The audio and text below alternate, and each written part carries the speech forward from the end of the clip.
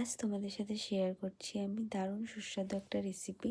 সেটা হচ্ছে মোচার ঘন্ট। আমি কোনোদিনও এটা আগে করিনি, তো ফার্স্ট টাইম করছি। এটা কিন্তু আমার ঠাকুমাই কেটে দিয়েছে, আমি পারি না যেহেতু মোচা কাটতে। তো মোচাটাকে ভালো মতো ওয়াশ করে আমি নুন হলুদ দিয়ে সিটি মেরে নিয়েছি। দেন এখানে চিংড়ি মাছে নুন হলুদ মাখিয়ে রেখে দেবো। আর কড়াইতে কিছুটা সর্ষের তেল নিয়ে জিরে গুঁড়ো আর শুকনো লঙ্কা ফোড়ন দিয়ে নেব। তারপর এখানে আমি মশলাগুলো যেগুলো নিয়েছি সেটা জিরের গুঁড়ো, লঙ্কার গুঁড়ো আর হলুদ গুঁড়ো। তারপর হালকা একটু গরম জল দিয়ে কিন্তু একে একে মশলাগুলো দিয়ে দিতে হবে।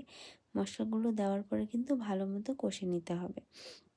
কষে নেওয়ার পর হালকা তেল ছাড়লে আমি যে মোচাটা ধুয়ে রেখেছিলাম ওটা কিন্তু আরেকবার ওয়াশ করতে হবে, কারণ সেদ্ধ করার পরও কিন্তু আরেকবার ওয়াশ করতে হয়, কারণ কষটা যেটা থাকে সেটা একেবারেই বেরিয়ে যায়। তারপরে কিন্তু যে ওয়াশ করা মোচাটা রেখেছিলাম সেটাও কিন্তু দিয়ে একবার কষে নিতে হবে। তো ভালো মতো এখানে কষে নিচ্ছি। আর একটু নুন দিয়ে নেব। নুন দেওয়ার পরে কিন্তু আমি চিংড়ি মাছগুলো দিয়ে দেবো একে একে। এই যে দুবার ওয়াশ করলে বা প্রথমে যে ভালো মতো ওয়াশ করার পর সেদ্ধ করে নেওয়াটা জরুরি, কারণ যখন আমরা হলুদটা দিই তখনই কিন্তু যে কালো কালো ভাবটা থাকে না সেটা কিন্তু জলের সাথেই বেরিয়ে যায়। দেন এখানে অনেকটাই জল ছেড়ে নিয়েছে। জল ছেড়ে দেওয়ার পর আমি কিন্তু এখানে কাঁচা লঙ্কাগুলো কেটে দিয়ে দিয়েছি। তারপরে আমি আবার 5-10 মিনিট নাড়াচাড়া করে নেব। তারপর কিন্তু আমি এটাকে ভালো মতোই কুক হতে দেবো।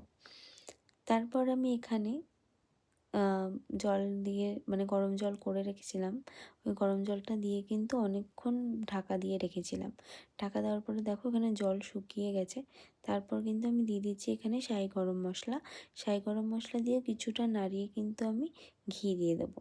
তোমাদের সকলের কেমন লাগলো এই রেসিপিটা অবশ্যই জানাবে, এবং লাইক এবং সাবস্ক্রাইব করতে কিন্তু একদমই ভুলবে না। Thank you.